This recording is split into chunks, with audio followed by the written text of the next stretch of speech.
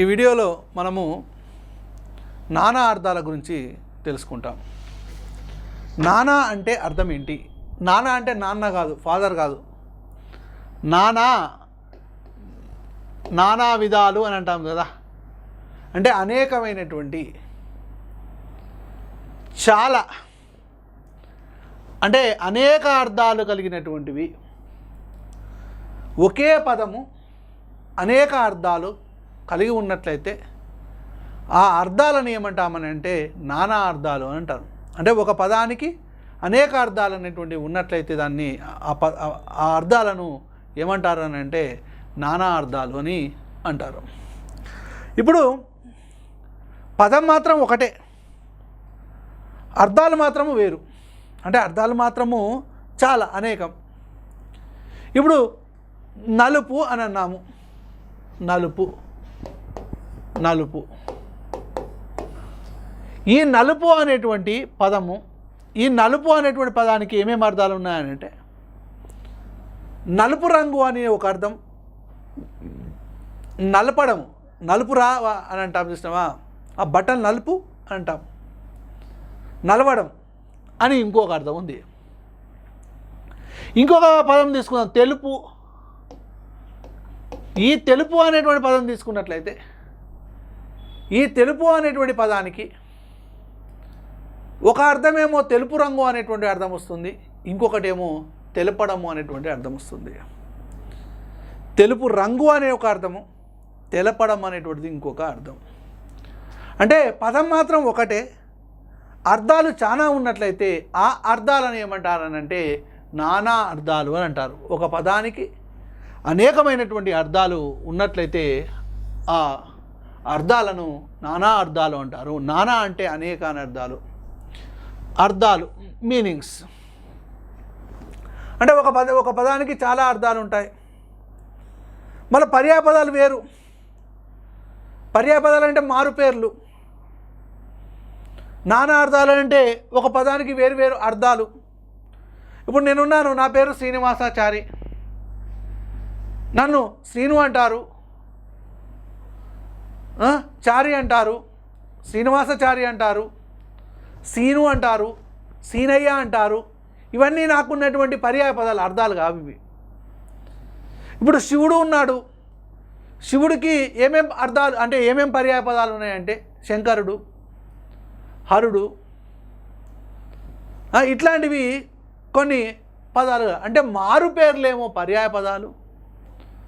ఒకే పదానికి అనేకమైనటువంటి అర్థాలు ఉన్నట్లయితే ఆ అర్థాలను ఏమంటారు అంటే నానా అర్థాలు అని అంటారు.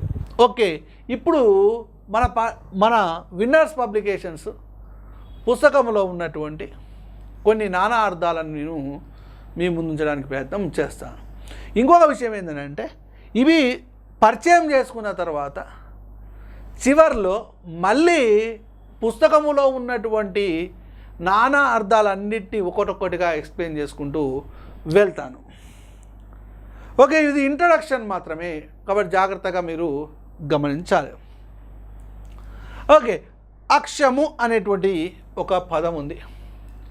ఈ అక్షము అనేటువంటి పదానికి బండి ఇరుసు అని ఒక అర్థం, కన్ను, అక్షాలు అని అంటాం కదా, కన్ను అని ఒక అర్థం, సర్పము అని ఒక అర్థం, జూదంలోని పాచిక అని ఒక అర్థం. పాచికలు ఉంటాయి కదా, అక్షానికి ఉన్నటువంటి అర్థాలు. అంటే పదము ఒకటే, ఈ పదము ఏంది, ఈ అక్షము ఒకటే, దీనికి ఉన్నటువంటి అర్థాలు మాత్రం వేరు వేరు. ఇవన్నీ ఈ పదానికి ఉన్నటువంటి నానా అర్థాలు. ఓకే, బండి ఇరుసు, కన్ను, సర్పము, జూదంలోని పాచిక. నెక్స్ట్ అనలము. అనలము అని అంటే అగ్ని అని ఒక అర్థము, అగ్ని. కృత్తిక అని ఒక అర్థము, నల్లజీడి అని ఒక అర్థము, 3 అంకె. అనలము అంటే 3 అనేటువంటిది కూడా వస్తుంది. ఓకే, ఇవన్నీ నానా అర్థాలు. నెక్స్ట్ ఎరుక చేయడము, ఎరక చెప్పడము. నేను నీకు ఎరకనా అని అంటాం.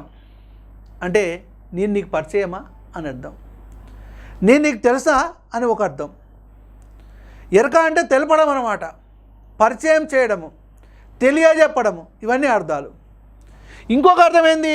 సోదే. సోదే సోది అని అంటాం. సోదే చెబుతానమ్మ సోది, ఉన్నది ఉన్నట్టు చెబుతాను, లేనిది లేనట్టు చెబుతాను, సోది చెబుతానమ్మ సోది. అదే ఎరక చెప్పడం అని అంటారు, ఇది సోది అని అంటారు. ఎరుక అంటే తెలివి అని కూడా ఒక అర్థం వస్తుంది. ఆయనకి ఎరుక ఎక్కువ రా అని అంటాం. మళ్ళీ ఎర్రి అంటే వేరు, పిచ్చి. ఎర్రి అంటే పిచ్చి, ఎరుక అంటే తెలివి. ఓకేనా? రైట్, ఇది ఒకటి. నెక్స్ట్ కరణము.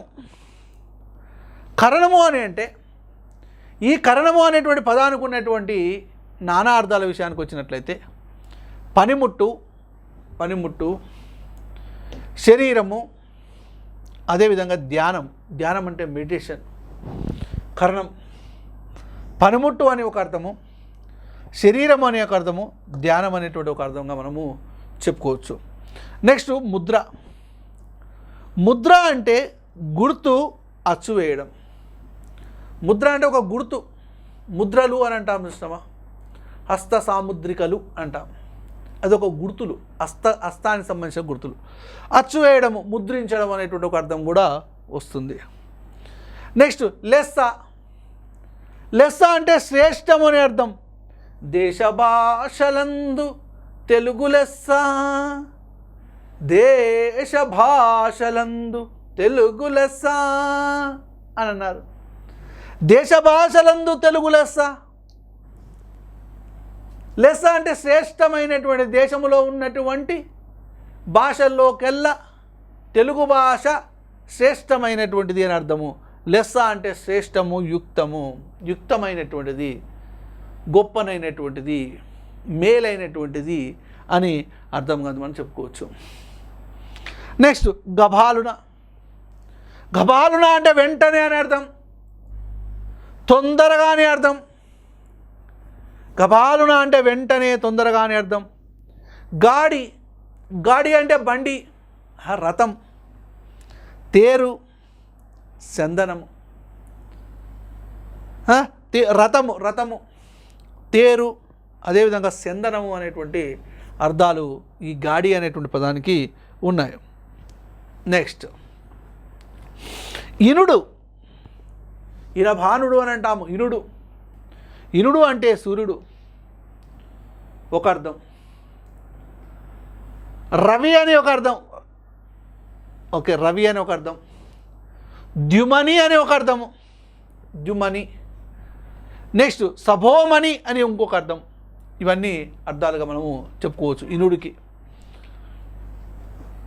ఇలా ఇలా అంటే ఇలలోన, కలలోన అంటారు కదా. ఇహలోకము, పరలోకము. ఇహలోకం అంటే ఇదే, ఇలా భూమి. ఇలా అంటే భూమి, అదేవిధంగా పుడమి, ఉర్వి, అచలం.